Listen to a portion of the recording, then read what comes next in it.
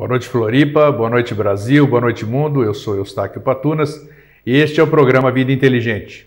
Hoje, depois de um tempo em função da nossa mudança de espaço físico, hoje finalmente nós podemos estar com vocês ao vivo no Brasil e no mundo de verdade, vamos dizer, porque nas edições anteriores tivemos problemas técnicos com a transmissão da internet. Quando você muda de um local para outro, existem aquelas dificuldades todas que nós conseguimos finalmente superar. Mas ninguém deixou de ter o pioneirismo do programa, porque logo em seguida, no esforço que a gente sempre fez descomunal, ao final de cada programa nosso já estava na internet, no YouTube, o programa da noite. Mas hoje nós estamos falando aqui, tete a tete, ao vivo com você, e sentimos-nos muito honrados com a sua audiência. Semana passada nós trouxemos aqui, e foi muito oportuno, o Dr. José Bel, o mastologista, que nós falamos sobre câncer de mama e prevenção, e foi muito importante para todas as pessoas, principalmente mulheres e homens, porque o câncer de mama, como vocês viram,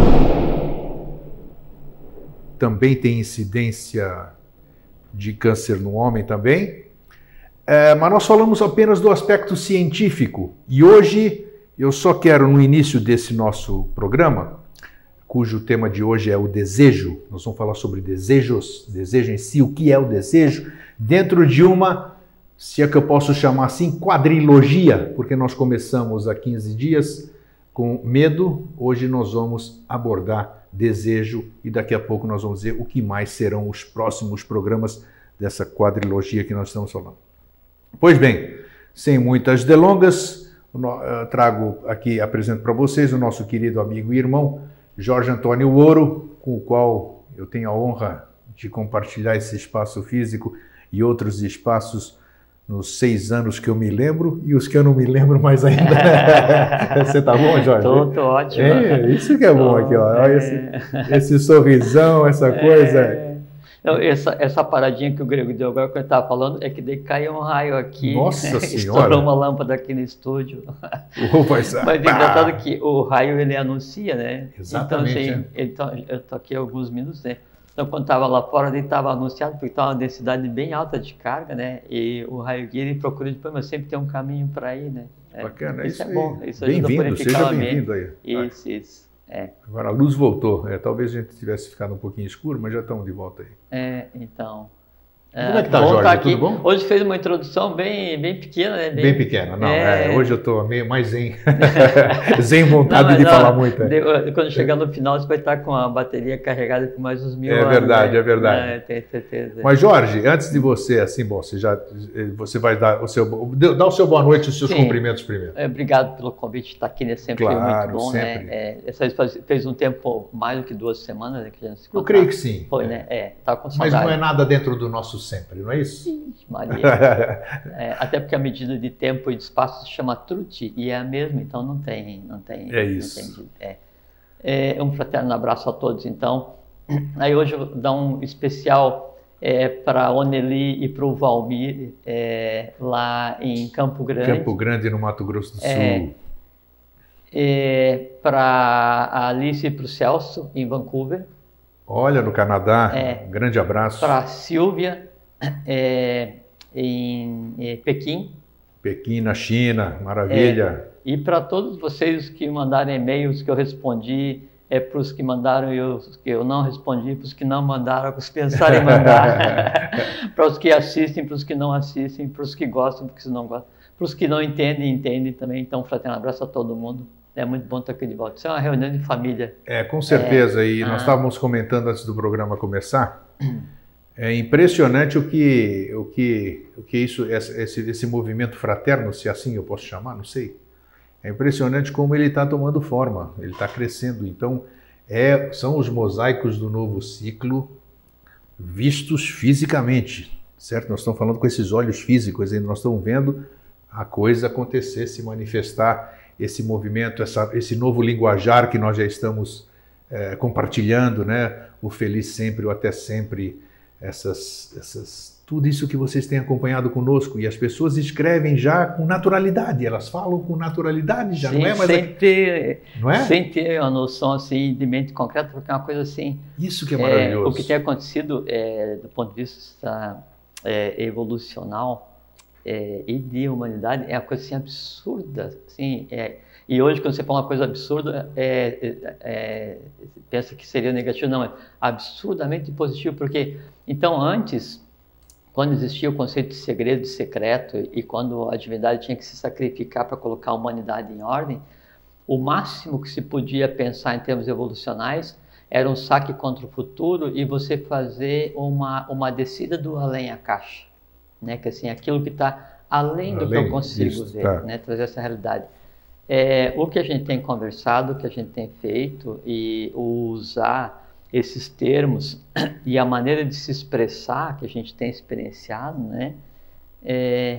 Isso é o além a caixa feito realidade. Maravilha, então isso é muito gostoso compartilhar isso. E você usou, assim, uma colocação muito própria, como sempre, né? Você tem o dom da palavra. Que é a construção dos mosaicos do novo ciclo. Quando você vai construir alguma coisa, antes dela ser tocada fisicamente, ela tem que ser engendrada mentalmente. Sim. Depois que ela é engendrada mentalmente, ela tem que ser vitalizada para tomar densidade, se tornar visível para a humanidade, perceptível para a humanidade e exteriorizada pela humanidade. Nesse momento que ela é exteriorizada, ela está ancorada na própria história do gênero humano, né? Ela é parte da história cósmica. E o que a gente tem percebido nesses instantes que a gente está conversando aqui é que daí isso, essa maneira de se comportar, de se ver, essa exteriorização assim, do sentimento mais fraterno, isso está definitivamente ancorado na história humana. Com toda certeza. Né? Então esses mosaicos, eles estão todos esculpidos e estão só sendo colocados nos seus devidos lugares para formar um quadro que é o quadro da compreensão do todo. Né? E o compreender, o contemplar o todo, a contemplação, ela é tão importante que tem um livro esotérico, um livro reservado, que diz que a contemplação do sol, ela te dá a compreensão da própria existência da matéria. Né? E o contemplar aquilo que a gente conversou aqui várias vezes. Quando eu olho para alguma coisa olha de volta para mim. Né? E esse é o princípio de toda existência e é o que está acontecendo agora, o que tem acontecido, por isso que é tão salutar, por isso que é tão saudável, tão agradável, né? A gente pegar e se reunir e conversar.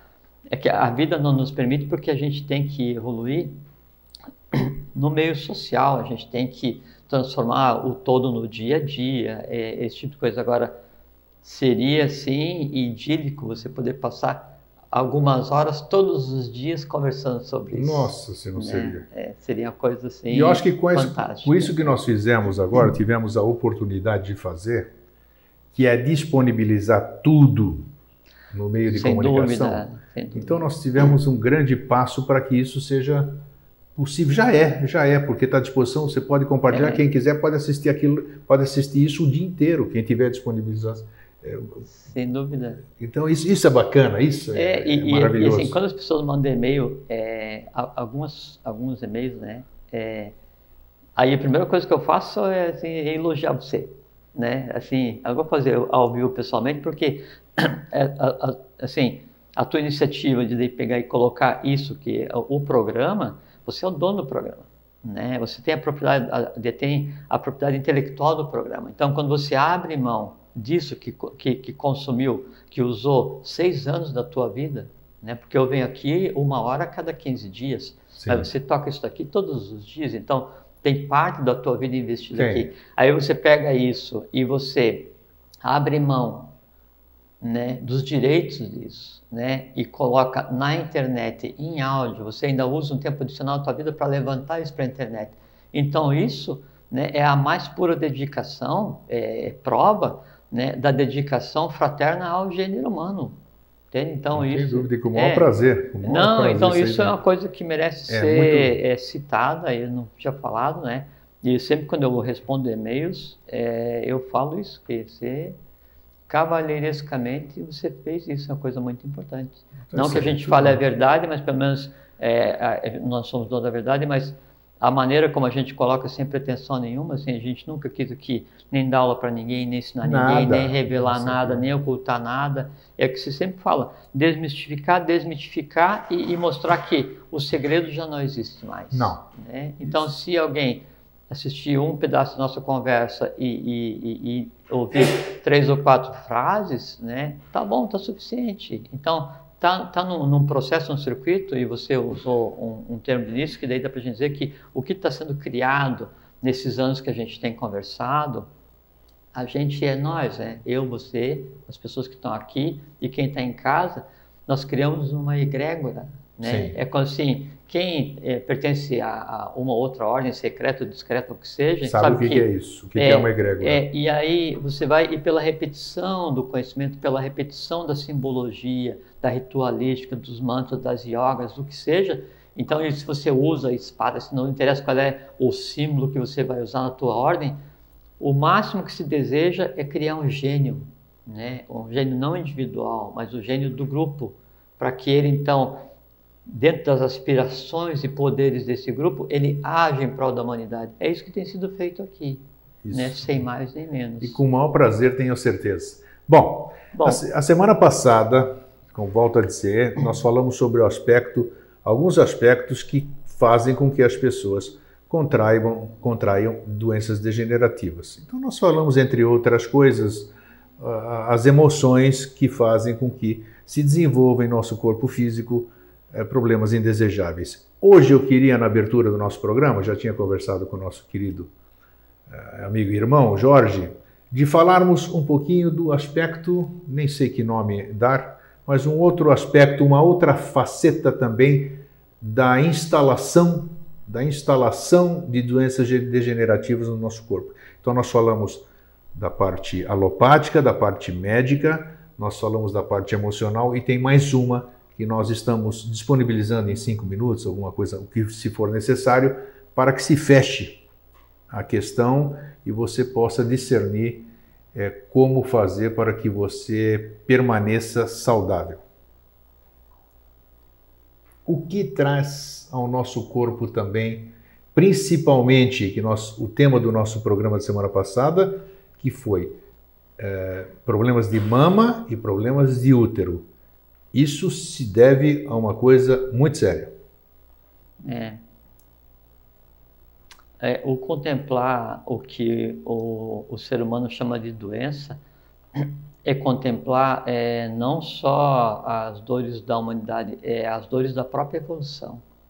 Porque isso que se manifesta no ser humano e que daí tem o nome de Devata, que são um conjunto de inteligências que criam fissuras na rede vital e se instalam em um ou outro órgão e retiram a inteligência elétrica desse órgão, né? Isso ele perpassa e acompanha o próprio surgimento do gênero humano, porque isso a gente pode um dia conversar. Porque a gente pode, assim, nesse assunto a gente pode ir além do Akasha, porque a gente pode ir antes do surgimento da matéria para explicar como é que isso acontece. Sim. Né? Mas a gente pode fazer isso outro dia. Outro dia, isso. Quando há o transbordo de uma cadeia, de um planeta para o outro, se quiser usar esse termo, então sempre o que não evoluiu naquele, ele vem fazer parte desse que vai acontecer agora, para daí então tentar e fazer a sua evolução. E esse resíduo que fica daí de um sistema de evolução para o outro, né, são seres que depois então tendem a repetir os erros que fizeram antes, tendo aquele conceito que a gente já conversou sobre a questão dos erros, né, e tendem a interferir negativamente na evolução dessa humanidade que está acontecendo agora. E isso que a gente conceitou como Devata, né? Tá, ponto. Especificamente, e a gente pode um dia tratar disso. Nós vamos tratar, com certeza. É que dá para explicar assim, dá para a gente pegar e como é que a gente faz uma dissecação. A gente pode chegar à própria origem das coisas no momento que antecede a criação da matéria, ver como cada plano é criado e o seguinte, até a criação dos núcleos onde estão os manus, a criação dos sóis, como isso desce e daí cria os planos humanos, como isso se relaciona e como essas variantes causam o que a gente chama de doença e esse evento temporário na história humana que a gente chama de morte. Sim. Que até é uma das coisas que a gente vai conversar. Nós vamos conversar em outra, isso. Medo, hoje desejo. Desejo, como nós falamos. O próximo, felicidade, e o quarto é morte. Isso, aí fechamos o... Se a gente entender e levantar esses 4 véus da matéria, nada mais para fazer. Tá? Muito bom. Especificamente com relação ao que você citou de doenças de mama e útero. E também no homem, próstata. Sim. Já vamos...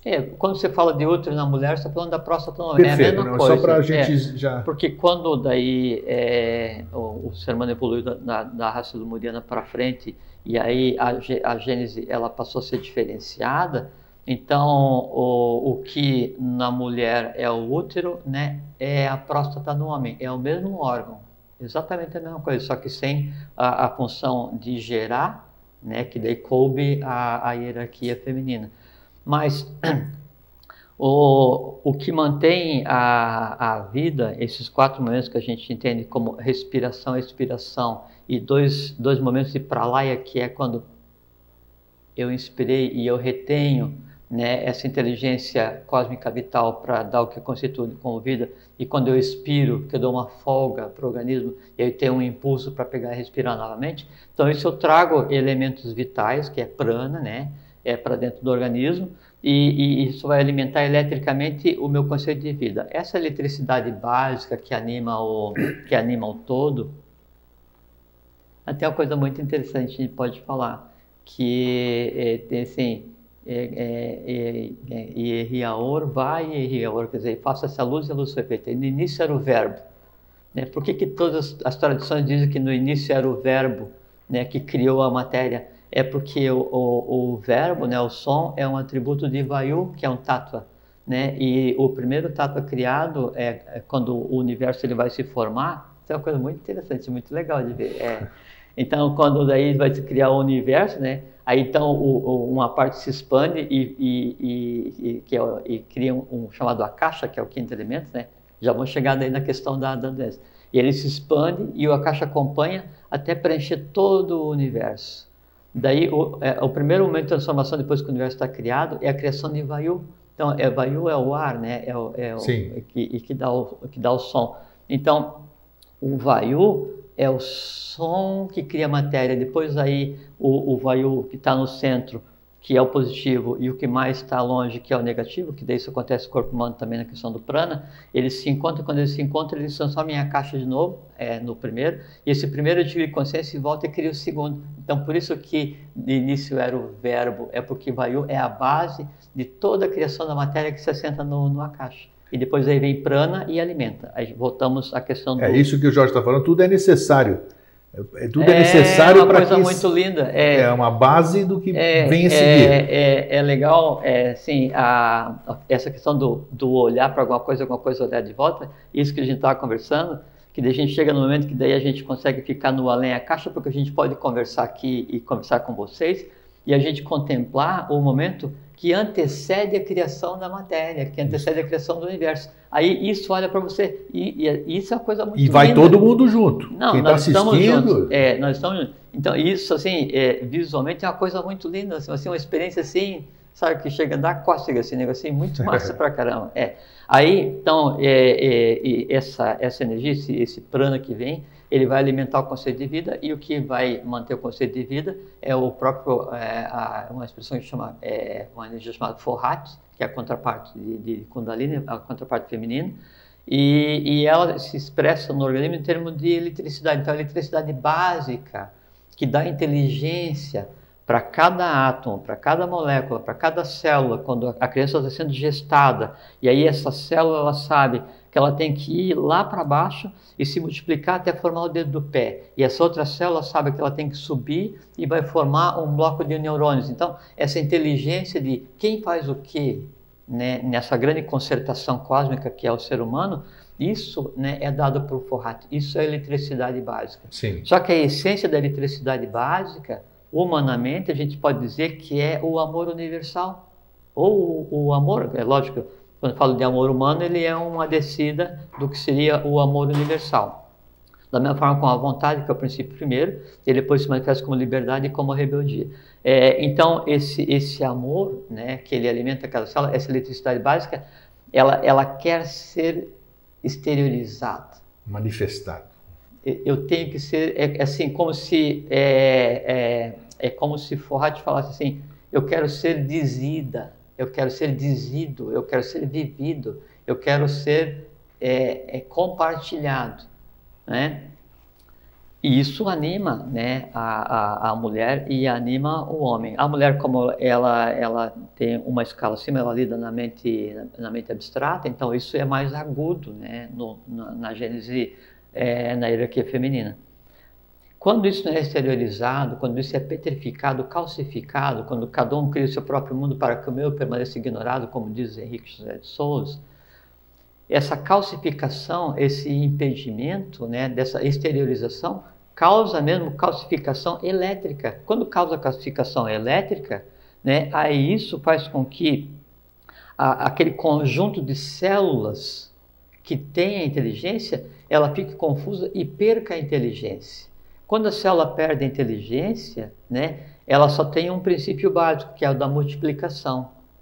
Quando ela tem esse princípio básico, que é da multiplicação, mas não sabe a que ela veio, como tantos seres humanos existem hoje, né, que não sabe a que veio e anda pelo mundo meio perdido.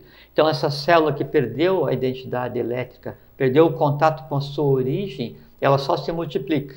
E ela se lança no organismo, e onde ela para, né, ela se gruda uma outra e se multiplica. Isso é a metástase.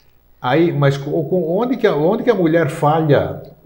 Aí eu vou explicar. Tá, vou explicar. Para que isso comece a E por que na mulher assim, os focos gerais de problemas são seio, útero e também tireoide. Isso. Porque tem a ver exatamente com os valores femininos. A expressão do amor universal na mulher devia ser pelo verbo, devia ser por dar a vida, né? E por gerar. Esse amor universal que você se refere não tem nada a ver com o companheiro dela, não, com o filho, com os gerados por ela. Traduzindo seria o seguinte: são as dores, né, que a mulher tem durante a vida. Eu não gosto de usar esse termo, mas também não vou usar. Assim, as coisas que não dão certas na vida da mulher enquanto criança, principalmente de 0 a 7, sei, né? Isso se calcifica em determinados pontos do corpo feminino. E aí se impede que daí ela exteriorize aquele amor que ela devia ter aprendido até os 7 anos. Como ela não tem o aprendizado desse amor, que é o contato com o amor universal, com o todo, nesse período, a exteriorização fica mais difícil, né? Sim. Aí ela não cumpre o seu papel principal, que o papel principal da mulher não é só parir. Com certeza. O papel principal da mulher é servir de antena que esparge no meio humano, né, o Forrat mais denso, a eletricidade humana, a eletricidade cósmica mais densa. Quando isso não acontece, né, aí então essa calcificação gera as dores, gera essa disfunção, essa falta de contato com o que seria o elemento superior da própria criação humana e gera essas doenças que tem vários e hoje nomes. como é que a mulher, para evitar que isso possa acontecer, qual seria, nós já vamos entrar no nosso tema, não se preocupem não. Já. Não tem, está tudo dentro dos Sem conformes. dúvida. Como é que uma mulher então pode evitar hoje que alguma coisa se instale se ela, por exemplo, não tem sequer consciência do que ela deixou de fazer? Como é que ela pode evitar isso? Então, quando eu falo mulher, isso se aplica ao homem, porque ao da homem mesma também, forma, claro, né? Da mesma nós vamos chegar naquela outra parte que nós falamos outro dia, que é o sexo. É tudo rapidinho. Por que o que acontece? O sexo, ou um aperto de mão, ou um abraço. O que Exato. muda é a intensidade da troca de Só que no aperto de mão, eu não interajo com todo mundo que apertou sua mão, né? E no sexo já é diferente, né? Você interage, só não tem troca kármica. Perfeito. O processo é o mesmo, porque tanto é que tem um adágio esotérico, que é o noli me tangere, não me toque. Isto. Né? Então, na mulher, então, é tireoides, seio e útero, e, né? E no homem, próstata. Próstata. que dá lá a HPB, a hiperplasia prostática benigna. E as razões são as mesmas, as dores, as mágoas, né, o que é acumulado, o que não é dito, aquele amor que se devia ter exteriorizado e não exteriorizou, a contemplação adequada da vida, o levar a vida de acordo com a lei, todas essas dificuldades, o nó dessas coisas, né? Então, na mulher nesses 3 pontos e no homem na próstata. Depois no homem, quando a coisa se complica um pouquinho mais, isso sobe para problema de coração. E por que dá problema de coração? Porque eu tenho um átomo, né, que seria o ponto, o bindu, próximo aqui do 8º chakra, aqui para baixo, que ele é o dador da vida, é a manteiga clarificada que mantém a mecânica da vida. Então, quando isso complica muito, vem para cá, e aí a vida ela é ceifada. Isso nós vamos, ao longo de toda essa série dos Mosaicos do Novo Ciclo, nós vamos abranger melhor. Então, falando... Só quero complementar, antes de você terminar. Eu só queria lembrar que é muito importante isso aqui. Quando você se relaciona sexualmente com alguém, então, por favor. É que assim, então, da onde surgiu o mito, né, a lenda, que a mulher devia permanecer casta e o homem também para gerar um filho. É porque as experiências que a mulher tem durante a vida, as experiências que o homem tem, a gente tem que entender assim, a Gênese, ela foi inventada, entre aspas, como um saque contra o futuro. A gente conversou que em vez de eu evoluir criando seres a partir de mim mesmo ao longo de eras, sim, né, eu encontro um ser de outra hierarquia e aí 2 fatias humanas se encontram e geram um terceiro. Então, milhões de anos de evolução gerando seres. Isso é saque contra o futuro. Esse foi o objetivo da criação, da polarização de prana para criar o sexo masculino e o sexo feminino. Quando acontece isso, né, essa união do masculino com o feminino, isso é um evento cósmico. Isso é um evento cósmico, com uma energia suficiente para criar um ser humano, um planeta ou uma galáxia. Sem dúvida. Né? E nesse momento, então, há uma troca e esses 2 seres que ficaram juntos, eles passam a ser um. Então, toda experiência que um tem, toda experiência, o que lembra, o que não lembra, o que tem, o que não tem, karma, o físico, vital, astral, interessa o que seja, né, ela vem e se entrelaça no parceiro. E a contrapartida é verdadeira. Então, sempre, né, daquele resultado, né, da ação, o homem sai diferente porque ele é o que ele era e mais do que a mulher é, e a mulher sai diferente porque ela é o que ela era e mais do que o homem é. Só que daí essa união homem-mulher, que é uma união que diz assim, uma coisa templária, porque é uma união de 2 hierarquias para gerar um ser do futuro. É usado como lazer. Vatas e barixados, né? Exato, perfeito. Óbvio. Qualquer dia você pode dizer assim, não, hoje o Jorge não pode vir, mas então aí você vai... Aí então, esse evento cósmico, né, ele obrigatoriamente, ele se processa em várias camadas, né? Então, tem que fazer a mistura kármica, vital, astral, né, para daí então gerar o ser, a única coisa que não é gerar o ser, porque daí esse encontro ele é usado por lazer, para resolver briga doméstica, porque não tem o que fazer. Então, para qualquer coisa, isso é um dos grandes pontos onde se assentam as dores da humanidade. Então, sempre vai ser uma mistura, né, das 2 criaturas, independente da história que cada uma delas tenha.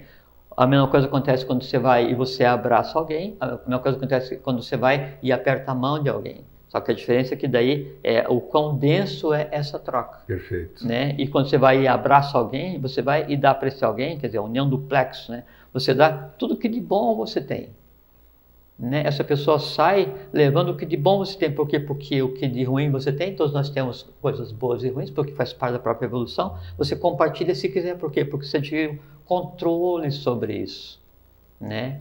E parte desse isso são os desejos. Então, a parcimônia e o entendimento do que é essa coexistência de Agnisvatas e Barixades, solares e lunares, né, dá assim, uma vantagem, dá assim, uma condição muito boa para que o controle, né, da matéria, do mental concreto e do mental emocional, que se chama de astral, né, ele possa ser exercido em consciência. Isso é uma coisa muito interessante, Grego, porque em fazendo isso e entendendo esses processos, acontece uma coisa que jamais aconteceu em termos de evolução, que é a matéria mais densa, que é assim, a existência, a última existência da ponta, ela tendo consciência do momento que antecede a criação de seus próprios pais. Quais são os nossos pais? Os femininos, né? Os Barixades, os masculinos, os Solares, os Agnisvatas, né? E os Agnisvatas, quando a gente fala Agnisvatas, a gente está falando de Marte, né? Que foi onde existiu a hierarquia dos Agnisvatas. Quando a gente fala Barixades, a gente está falando de Lua, que foi o planeta onde existiu a hierarquia dos Barixades. Existiu como nós existimos, né? E quando a gente fala da hierarquia anterior, que é a Asura, a gente se refere ao planeta Saturno, que é onde existiu a hierarquia dos Asuras. Então, a gente, quando conversa aqui, quando adquire conhecimento, eu ultrapasso o conhecimento que os meus pais cósmicos tiveram, né? E antigamente você tinha... a gente chama de hierarquias arrúpicas, que são aquelas sem forma, e hierarquias rúpicas, que são as que têm forma. Então, tem os Asuras, né, Agnisvatas, Barixades e nós, que somos os Jivas, que são as 4 hierarquias com forma, com um corpo denso. E a gente tem 3 hierarquias que antecedem, que eu não vou declinar o nome, hoje não preciso, outro dia eu posso falar. Precisa. Então, essas 3 hierarquias, vem elas, depois viria Asura, Agnisvata, Barixade e o Jiva aqui embaixo, né? Assim, sofrendo, achando que ele é o que de pior tem, que Deus está longe e aqui não tem ninguém, e que eu preciso de alguém para, em meu nome, pedir coisas para Deus, e essa confusão toda que é a vida hoje. Só que, depois de determinado momento na existência e na evolução da hierarquia Jiva, essa ordem que eu falei agora, os 3 primeiros, né, Asura, Agnisvata, Barixade e Jiva, ela é a ordem cronológica do surgimento, né, dos planos de evolução. Até das que a gente vai conversar agora, que são os desejos. Mas do ponto de vista de hierarquia, de importância evolucional hoje, nós temos as 3 hierarquias arrúpicas, depois o Jiva, depois a Sura, depois a Agnisvata e depois o Barixade. Então, o Jiva é o último a surgir no plano evolucional e hoje ele é a mais importante hierarquia rúpica no conceito cósmico. Olha só. Então, quem já está habituado a esses termos, então a gente não tinha conversado sobre isso ainda, dessa inversão da posição da hierarquia Jiva no contexto evolucional disso que a gente chama de sistema solar. Nós assumimos a posição de hierarquia mais importante dentre os que têm forma. E daí de nós dependem Asuras, Agnisvatas e Barixades. Então a introdução foi maravilhosa hoje, já percebi. Foi 34 minutos. Não tem problema. Mas foi uma necessário. Foi bom a gente ir até nesse ponto, porque eu falei de início que a gente hoje está numa condição privilegiada em termos evolucionais, que é uma coisa que jamais aconteceu, porque nós conseguimos ir no além-a-caixa. Então, nesses 34 minutos, nós somos no além-a-caixa. É verdade. E nós falamos a semana retrasada, nós abordamos o medo. E eu aprendi muito, eu particularmente aprendi muito. Porque, e eu também. Nós aprendemos, isso é verdade. E hoje nós vamos falar sobre o desejo, que parece ser que quando nós estabelecemos esse tema, aí eu comecei a olhar, eu comecei a imaginar o desejo da forma que eu ouvi o medo aqui. É interessante isso, né? Então, eu comecei a dar uma nova... Claro. A mecânica é a mesma. É interessante isso, porque eu comecei a olhar para o desejo de uma forma que eu jamais tinha olhado. Então, é isso que é interessante, né? Porque eu olhei para o medo a semana passada, o medo olhou de volta para mim, né? Todos nós aqui aprendemos muita coisa. Claro. Do medo ter consciência, que nós falamos, todas aquelas coisas que nós aprendemos aqui a semana passada. E o desejo hoje, que é o segundo tema da nossa quadrilogia, né? Depois nós temos felicidade e a morte, né? Também. Então, o que é o desejo? O desejo tem consciência do que ele é, Jorge? Não, porque assim... Então, a gente falou aqui já sobre os elementais, né? Falamos. Então, dos 3 reinos que nos antecederam, né? Que é o mineral, o vegetal e o animal. E a gente pensa que o elemental é aquele que está fora, né? Que você pode contemplar e ver no fogo, ver na água, ver na terra, ver no ar, o que você queira fazer para se divertir. Mas existem 3 reinos elementais externos e 3 reinos elementais internos no ser humano. E a gente daí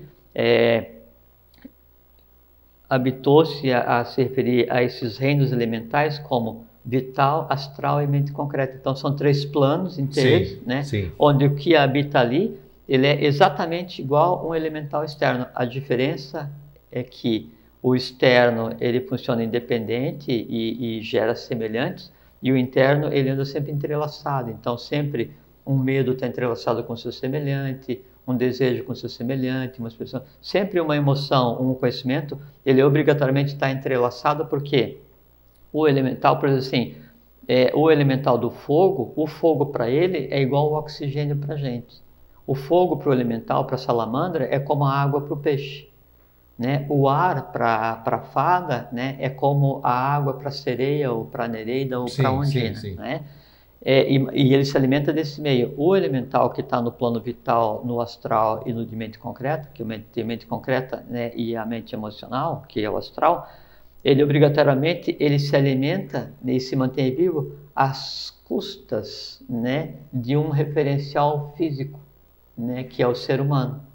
Então, obrigatoriamente, quando você sente alguma coisa, né, ou imagina alguma coisa, ou aprende alguma coisa, então você pega parte da tua energia e, através do seu cérebro espinhal, você larga em determinadas regiões disso que é o teu plano das emoções, disso que é o teu plano da mente concreta, disso que é o teu corpo vital. Então, todos eles, não existe uma emoção separada, não existe um conhecimento separado, não existe um medo separado, todos eles estão entrelaçados. Tá. Né?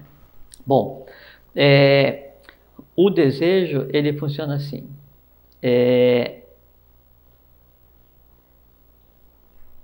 Assim, é uma coisa muito interessante. O desejo é uma coisa muito interessante. Assim, ele se alimenta... Bom, primeiro, como é que o desejo é criado? Né? Respondendo a tua pergunta de antes, ele não tem noção do que ele é. Por quê? Porque ele só existe. Né, um gnomo, um duende, uma sereia, nereida, salamandra, sílfide, ondina, o que seja, né, ou um dragão, que é um elemental do astral, né? E aí a gente conversou aqui sobre o dragão do umbral, não? Não. Então, muito interessante. Vamos falar um dia também. Porque, ou seja, que daí, por que todas as tradições têm, e o dragão tem a ver com o desejo? Por que todas as tradições citam o dragão, aí tem filme, tem tradição na China? É verdade, isso é interessante. Porque ele existe. Né? Só que existe daí, como tudo, né? São 7 graduações, né? Então tem desde o dragão do umbral, que é o particular de cada um, né? E que ele habita a parte mais densa do astral, né? E se alimenta de desejos e medos. O dragão do umbral se alimenta de desejos, por isso que na conversa então apareceu o dragão. E aí ele é mais ou menos assustador, dependendo do que você é. Quem constrói, quem alimenta teu dragão é você mesmo. A contrapartida é que você tem o dragão, que se situa na parte mais altamente concreta, né, que seria o dragão da sabedoria, né, e esse é o dragão dos filmes, que assim, mais serelepe, com a forma definida, de cor vermelha, porque está ligado à Agni, né, porque ele é o resultado dessas interações na mente concreta. É importante que atrás disso tudo tem um simbolismo profundo, né?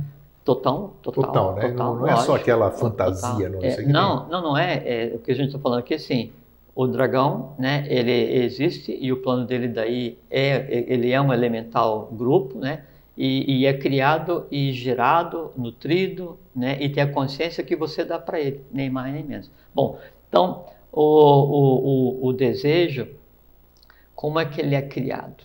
Né? Então, pelo fato dele não estar entrelaçado, por exemplo, sim, vamos supor, eu não gosto de tomar, não gosto de ficar bêbado, por exemplo, nunca fiquei, de verdade, nunca fiquei, né? E não gosto, né? E não gosto do ruído do gelo no copo, não gosto, alguma coisa tem para resolver, mas é uma coisa que não me é agradável. Mas eu gosto de subir, escalar montanha. Aí então, um dia veio uma campanha de mídia, né, que mostra uma pessoa escalando a montanha e daí chega lá com aquela sensação de felicidade porque conseguiu atingir o objetivo, e para comemorar ele vai tomar uma cerveja.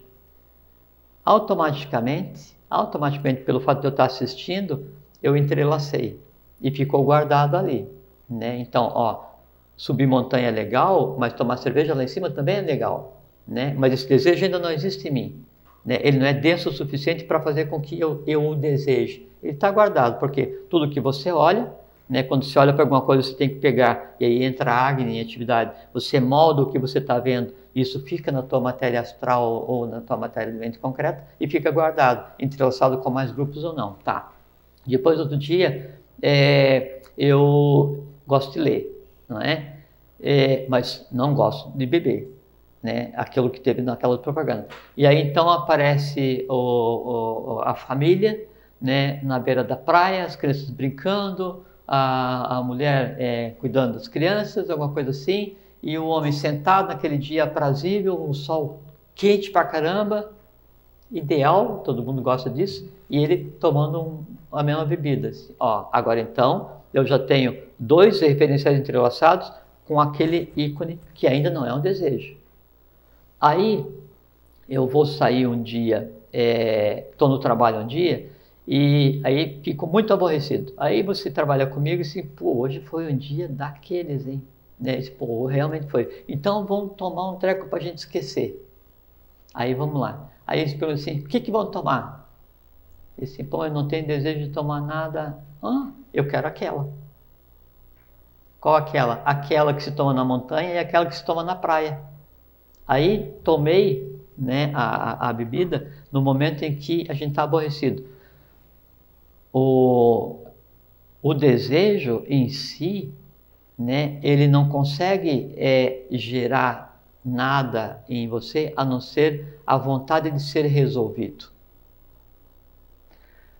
E ele se alimenta não quando ele faz você sentir o desejo, ele se alimenta pela satisfação do desejo. Então você está dando vida para o desejo no momento em que você tinha vontade de tomar aquela bebida e você toma o primeiro gole e fala assim, que coisa boa. Quando você está falando que coisa boa, você está alimentando o desejo de quando você queria estar na montanha, mas não estava, o desejo de quando você queria estar na praia, mas não estava, e mais o desejo de esquecer o que aconteceu no dia de trabalho. Nesse momento, você criou 3 referenciais. E na montanha é legal tomar, e na praia é legal tomar, e se tiver problema, eu tomo também.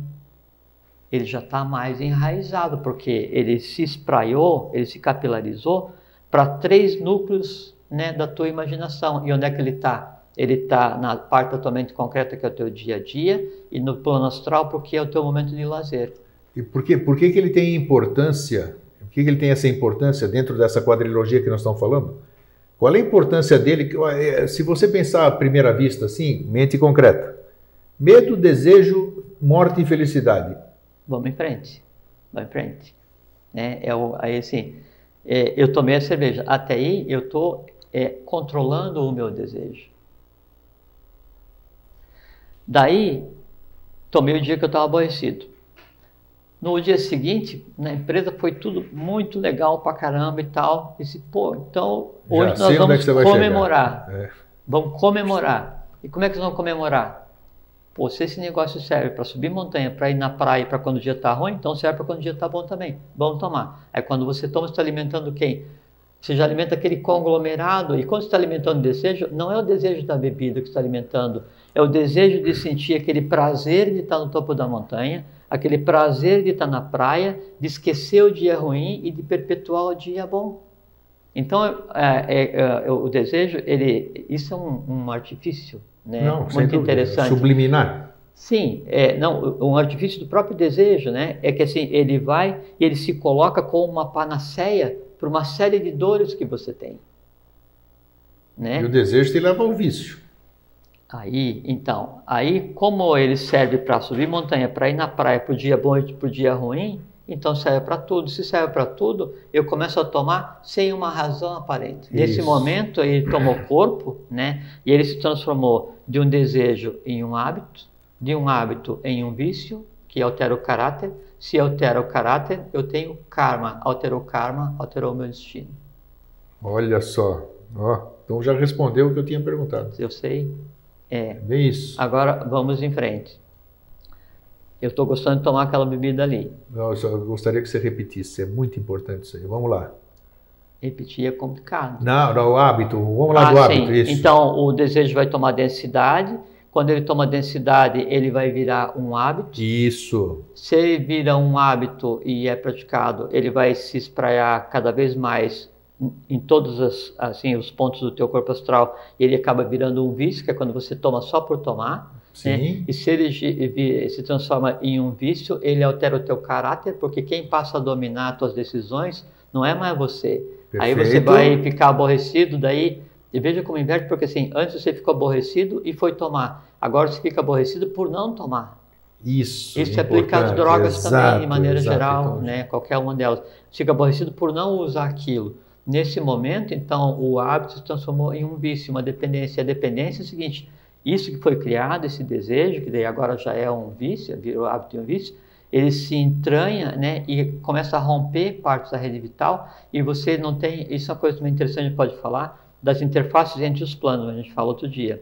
Aí ele vem e começa a se autoalimentar, né, aí gerou vício, alterou o teu caráter, e você vai fazer coisas que normalmente você não faria. Você não faz coisas monitoradas pela lógica, né, pela intuição, você faz coisas monitoradas pelo vital ou pelo astral mais baixo, mais denso, que são aqueles que perpassam de um plano para o outro, né, para ser resolvido. Os erros cometidos no passado são cometidos novamente por você agora. Você acabou de gerar karma. E a gente vê isso na mídia todos os dias. Aí, tá pessoas agindo sem uma razão aparente e cometendo coisas que, do ponto de vista humano, não tem explicação nenhuma. Essa é a mecânica da lesa. Perfeito. Essa é a mecânica da lesa evolução, da lesa divindade, da lesa Foi humanidade. muito importante. Olha só, quer dizer, a turma podia até ter ficado preocupada aqui em 34 minutos, nós não falamos do tema de hoje. Né, mas nós só começamos. Já ficou claro o desejo. Mas vamos em frente, temos mais alguns minutos. Vamos lá. Então, esse é uma ação de um tipo de desejo. Mas se fosse só um desejo, seria tranquilo de lidar. Só que não é um desejo só. Aí, esse mesmo desejo que eu tinha, que daí aquela bebida, ela pode ser usada para me deixar feliz na montanha, na praia, ou quando estou bem ou quando estou mal, eu vejo que o camarada que, né, dirige um carro que eu gostaria de ter, há uma outra coisa, só fazer um parênteses. Por que o homem gosta de velocidade e a mulher gosta de apreciar a beleza? É porque o homem, como é a mente concreta, né? Então, a mente concreta, ela se movimenta mais vagarosamente do que a mente abstrata. Então, ele tende à velocidade. Só que pela incompreensão, o tender à velocidade é gostar de qualquer coisa que corra bastante. Porque o homem não tem essa compreensão. Exatamente. E a mulher, ela está no plano da intuição. Ela tende à beleza, que é a harmonia universal, que é o amor universal exteriorizado. Como ela não consegue exteriorizar, e depois isso pode gerar problema no seio, no útero. Tá aí, aí quando ela não consegue exteriorizar, ela exterioriza assim, né? Ela projeta aquela beleza que tem nela e que ela devia exteriorizar para a humanidade, e ela assim, nossa que sapato lindo, nossa que bolsa linda. Aí ela adquire uma porção da beleza para compensar aquela beleza que já tem nela, mas ela não exterioriza. Então, se brinca que toda mulher na encarnação anterior, ela era uma centopeia, porque ela adora sapatos. Adora sapatos, mas é a explicação de o porquê a mulher precisa adquirir parte da beleza, né, para si, né, e o contemplar a beleza. Assim, você ir com a mulher no shopping, você tem que exercitar a paciência, porque ela assim, ancora na frente de cada vitrine, porque a contemplação da beleza, né, gera, né, um vínculo sutil que alimenta uma parte da mulher que devia ser alimentada pela compreensão. Um mundo de iniciados, ninguém correria e ninguém compraria a bolsa, nem sapatos. Claro. Né? Agora, Jorge, mas ao mesmo tempo, o desejo também não é um potencializador, vamos dizer, do que a gente deve alcançar, do que a gente... Vontade. Ah, tá. É diferente. É diferente. Perfeito. E a gente falou 3 hierarquias arrúpicas, hierarquias sem formas. Por assim, você existe, você tem corpo. Plano vital, os seres têm corpo. Plano astral, os seres têm corpo. Plano mente concreto, os seres têm corpo. Né? Atman, Bodhi e Mana são 3 hierarquias, são arrúpicos. Mas tem potencialidades desenvolvidas. Quais potencialidades? Vontade. Quem gerou a vontade? Os seres que se desenvolveram no primeiro ciclo, que é a hierarquia ou a camada chamada Atmika. Então, esse gerar a vontade, o segundo a sabedoria e o terceiro a atividade. E a sabedoria é amor-sabedoria. Já falamos Por isso que sobre daí isso, o amor-sabedoria tem que se exteriorizar na mulher. Quando não se exterioriza, o amor-sabedoria através da intuição, princípio feminino, aí enrijece e gera as doenças no homem, a mesma... Interessante, né? Porque então já ficou bem claro então, que desejo e vontade são duas coisas diferentes. Não. A vontade, inclusive, é a força que você tem. Por isso que tem essa inversão na hierarquia, que é 3 hierarquias sem formas e os jivas que somos nós. Porque hoje, você, com a vontade no mundo físico, né, ela é geometrizada, você consegue interferir do átmico ao físico. Então, você, com a vontade, você dá consciência para o plano dos desejos que vem, né, sendo a casa da mãe Joana, desde a cadeia lunar. Então, são bilhões de anos de evolução, né, no plano, porque assim, na época da hierarquia dos Barixades, o corpo físico, que hoje nós chamamos físico mesmo, né? Sim. Que é o quarto tattva, nessa época, o corpo mais denso era o corpo, o vital, né? O vital, que é a parte mais superior do astral. Né? Então, a matéria mais densa era aquela. Então, o que a gente tem hoje para lidar, desejos, erros, dores, sofrimentos, aspirações, essas coisas todas, são simplesmente seres que foram criados, né, em outra época e alimentados agora. E para você ver como é que é, por exemplo, assim, na fase passada de evolução, para gerar um ser no plano astral, né, que era o corpo físico do Barixade, tinha um processo de criação. Né? Quer dizer, um ser tinha que gerar o outro. Hoje, quando você pensa em alguma coisa, ou quando você sente, você cria um ser no mesmo plano. Então, o mundo hoje, ele é dessa maneira, a história da humanidade é assim, porque a gente não tem parcimônia no pensar. A gente não tem parcimônia no sentir, porque cada pensamento, cada emoção é um filho que você acabou de criar. É verdade, já falamos muito disso aqui. E aí esses entrelaçados, né, é que daí dão o plano como um todo. E a vontade, né, como princípio átmico, e que ela é inerente ao ser humano, né, até quando foi criado o Ahankara, que é assim, o eu sou, a individualidade para apressar a evolução, ele te dá um poder gigante que não foi dado a ninguém até então, que é fazer o quê? É você ter vontade de realizar e ordenar as coisas no plano físico, no vital, né, no astral e no mente concreta, ou astral como mental e emocional. Como desejar corretamente? Então, antes deixa eu falar da questão do entrelaçamento dos desejos. Aí então, tem esse desejo que tomou densidade e alterou até gerar o karma, né? Mas daí eu vejo que aquela vida, né, ela também é tomada por aquele que daí está usando um sapato marrom, né? E aí puxa vida, passei a gostar de sapato marrom, eu quero um.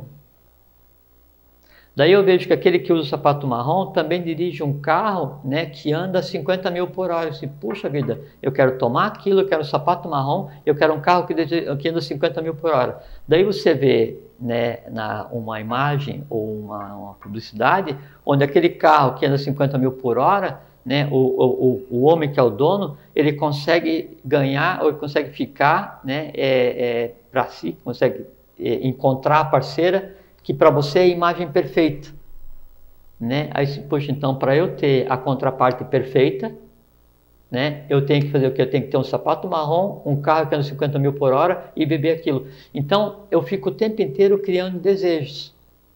E os desejos, né, eles obrigatoriamente se mantêm vivos, te fazendo ter vontade de realizá-los. Aí você passa todo o teu dia, toda a tua vida, tentando alimentar aqueles que você mesmo criou, ou tentando realizar os desejos que você tem. Quando você não consegue realizar um desejo, o que é que acontece? Frustração. Você cria os entornos. Os entornos, né? exatamente. A frustração é a rebeldia do desejo. Lembra? Vontade, né? A sabedoria e a rebeldia. Né? Então, a rebeldia, ela cria uma série de formas. Aí todas aquelas formas que estão renegadas pelos próprios pais, que são as emoções sentidas e não realizadas, elas se aproximam, né, de um desejo que está à beira de ser não alimentado, de passar pelo fenômeno da morte, a morte de um desejo. Então ele vem e se entrelaça com o entorno, né? E aí você fica irritado, assim, mas, pô, Grego, mas hoje você está irritado por quê, criatura? Eu estou irritado porque hoje eu queria comprar um carro que anda 50 mil por hora. Mas por que, Grego? Porque eu gosto de escalar montanha. Mas tem lógica isso? Não interessa, eu quero. Como você não consegue, né? Então você passa a vida sofrendo. Onde você sofre, a maneira de sofrer que o ser humano tem, como é que o ser humano sofre? Tendo medo, medo e os entornos. Aí então o desejo, né, quando ele não pode ser alimentado, ele cria o entorno de medo. E quando ele é alimentado, né, se eu estou com o meu carro, 50 mil por hora, mas será que vai acabar a gasolina? Medo. Medo, exatamente. Será que eu vou conseguir andar 50 mil? Medo. Será que eu vou encontrar um sapato marrom que me sirva? Medo. Será que aquela mulher realmente vai me querer? Medo. Será que com esse carro eu consigo escalar a montanha? Medo. E se eu beber eu posso dirigir? Medo. Já tá bem, a associação já foi bem feita aqui. Gastei a minha vida inteira medo e desejo. Aí não, consegui satisfazer um desejo. Estou andando com o meu carro. Naquele exato momento que eu entro no carro que eu trabalhei a vida inteira para comprar, veja que eu gastei minha vida para realizar um desejo, crime de lesa humanidade, de lesa evolução, eu entrei no carro, estou dirigindo, primeira coisa, esse carro é 2011, no final do ano é um carro velho. Mas o desejo, você não queria esse carro? Sim, só que é o seguinte, eu quero esse carro todo ano, porque ano que vem vão mudar a cor do para-choque. Daí eu passo a ser, ok, eu tenho a felicidade perene, né? E depois da felicidade perene, satisfazendo um desejo, eu tenho o quê? O medo. Já criamos a associação, ficou bem claro. Entende? Aí então nós gastamos a nossa vida atendendo desejos, qualquer deles. Eu quero aquela bolsa porque é muito cara, mas eu quero. E por que eu quero aquela que é a mais cara? Porque é o seguinte, ela é tão cara que pouca gente pode ter. Mas por que você quer aquela bolsa que pouca gente pode ter? Vocês podem pegar uma sacola de plástico e levar as coisas do mesmo jeito. Não, porque aquele é o meu desejo. E aí então a coisa humana em si, a sociedade, ela faz questão e estrategicamente cria desejos quase inatingíveis. Um carro, que você pode comprar um de 500, mas tem um carro que custa 50 milhões. Uma bolsa que você pode comprar uma de 10, mas tem uma bolsa que custa 50 mil. E se a bolsa de 50 mil começa a ser muito comprada, eles vão inventar uma bolsa feita com a pele do unicórnio que nasceu não sei o quê. Né? Por quê? Porque só uma pessoa pode ter. E quanto custa? 100 milhões aquela bolsa. Pois é, aquela que eu quero. Vou passar a minha vida inteira frustrada porque eu não tive aquela bolsa. Né? E eu quero, não, mas eu quero aquele carro, eu tenho que trocar todo ano. Mas o teu carro você acabou de comprar. Não, mas virou dezembro, eu tenho. Então, esses artifícios, né, fazem com que a vitalidade que nós criamos no sistema cérebro-espinhal, o prana solar, que é o que mais puro, que assim, aquele pulso cósmico, quer dizer, o amor divino entrando e alimentando a tua existência, ele seja usado não para você evoluir, não para dar longevidade para que você adquira consciência, ele é usado para quê? Para alimentar seres de uma cadeia, né? Uma cadeia de um ciclo passado, sobre os quais a gente tem responsabilidade. Então, eu não só perpetuo as dores e os desejos, né? Como eu crio dores e desejos adicionais e entrelaço, né? E me dou o luxo ainda de criar. Não, mas ele tem uma mania psicótica, depressiva, porque ele tem que comprar todas as bolsas. Não, porque ele tem uma neurose de comportamento, porque ele tem medo de elevador e gosta de bolsa vermelha. Então se dão ao luxo de entrelaçar medos e desejos e dão o nome de doença e te entopem de química e fazem você pensar que você está bem. Você não está bem. Você está alijado, está separado do processo evolucional por vontade própria. Por quê? Porque você devia controlar, exercitar a vontade, sabedoria e atividade, ou vontade, amor, sabedoria e atividade, no plano vital, no plano do astral, que é da emoção, e na mente concreta, e você faz com que esse plano, né, o que você conhece, o que você deseja, o que você tem medo, domine a tua existência e você passa a vida inteira em função daquilo. Né? Então você sempre vai ter um desejo, né, porque você tem um medo. Se você não tiver desejo nenhum, você, mas não tem desejo nenhum, que vida chata. Não, aí é que é a vida. Tem razão. Né? E aí isso faz o quê, Grego? Sabe o quê? Faz com que a vida inteira, ela seja um constante criar de desejos, medos, né, e uma condição onde a adrenalina está sempre a mil. Então, você sempre tem que ser filme isso, filme aquilo, não sei o que, mais violento, e lança isso, lança aquilo, e barulho e ruído. Você anda em um lugar, disputa a tua atenção com som, com cores, você o tempo inteiro, e você perde a tua identidade. Você não é uma pessoa, você é ou um consumidor, ou um contribuinte, ou um eleitor, ou um motorista, ou um cliente, ou um devedor, ou um paciente. Quer dizer, você é tudo que é coisa, só que esqueceram que você é uma coisa, um ser humano. O tempo voou, nós vamos dar sequência nisso, olha só. Eu acho que a gente pode conversar mais sobre os desejos, porque vamos tem a mais. mecânica de como controlar e como sublimar o desejo com uma coisa muito simples, que é usando a lógica, e a lógica é uma expressão da vontade. Isso, nós, como não pudemos esgotar hoje o assunto, explorar mais o assunto, nós vamos dar continuidade a isso na próxima semana, daqui a 2 semanas. E Jorge, enquanto isso, nesse espaço aqui, como então começar já a olhar essa forma que nós passamos hoje, de uma forma diferente, como se fosse... Quando vocês tiverem um desejo, né, é muito simples. Pergunte assim, tá, mas eu quero isso, por quê? Eu quero isso para quê? O porquê e o para quê implica você colocar a lógica, e a lógica é uma variante da vontade, quer dizer assim, é a tua intuição, é a tua parte divina, questionando e tentando dar consciência para aquele elemental que é o desejo. Daí você dá um espelho para o desejo se ver. Aí o desejo fala assim, não, realmente, eu tenho só 2 pés, por que eu preciso comprar mais um par de sapato? Se eu tenho um. Deixar o desejo se auto-entender, a sublimação do desejo se resolve na pessoa, no gênero e na cadeia passada. Isso é alterar o passado e o futuro humano. Então nós vamos dar continuidade ao tema. Na próxima edição com o Jorge, nós vamos dar continuidade ao tema. Então por hoje é só. Um fraterno abraço, um feliz sempre. Fraterno abraço, um feliz sempre. Sejam felizes. Até lá. Até lá.